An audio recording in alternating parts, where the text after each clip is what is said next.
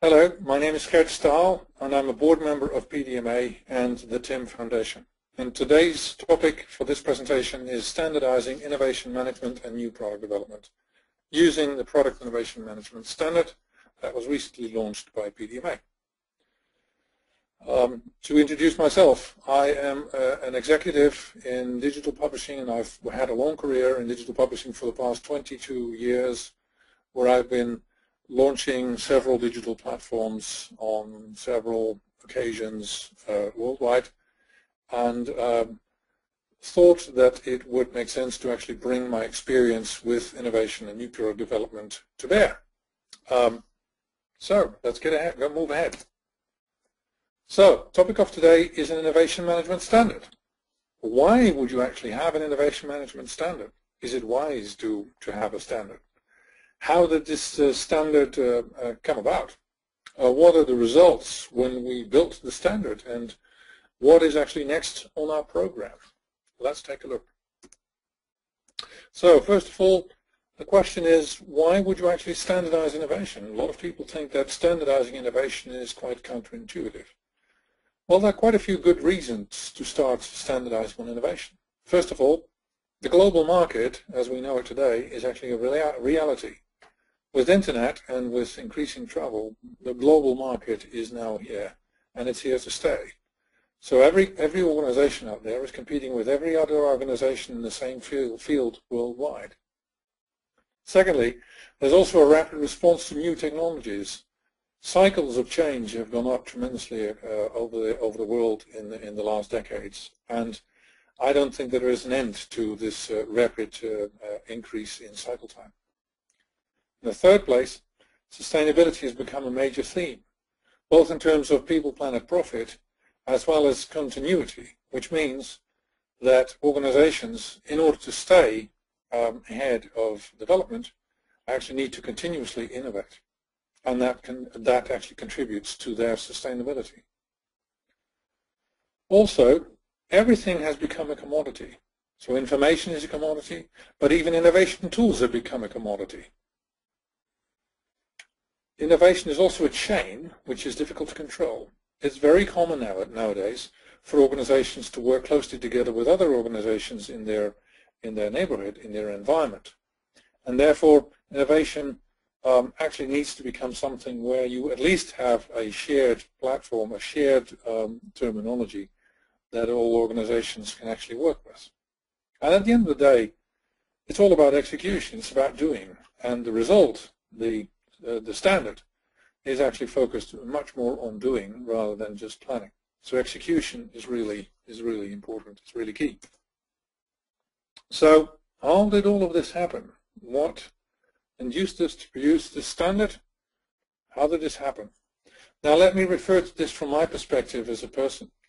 I was actually training and writing for PDMA's New Product Development Professionals program and for Nijrode Business University, which is a university here in the Netherlands where I live. And in that period, I have gathered a lot of information. And between 2009 and 2011, I actually thought that writing a management book was actually a good idea. So I'd written down quite a few chapters on what I thought was a management book. But when I met David Williams through LinkedIn in 2012, and that cooperation started to happen, I realized quickly that the components that I had written were part of something much bigger, which was an innovation management standard. So together, we joined forces in 2012, and together we started producing the Innovation Management Standard. And between 2012 and 2014, the PDMA Standards Committee, which was erected at the time, also became involved and started to help develop and comment on this Innovation Management Standard. And as a result, in the course of 2013, PDMA adopted the PIMS standards, and in 2014 rollout is actually starting.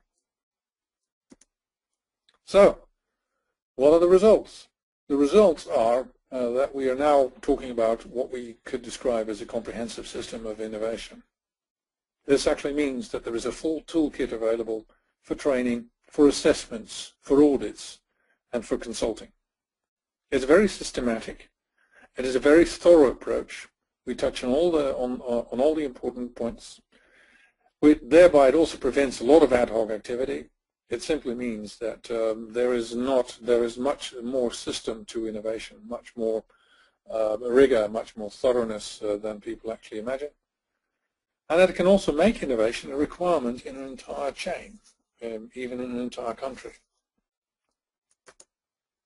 Here are some of the elements that the innovation management standard has.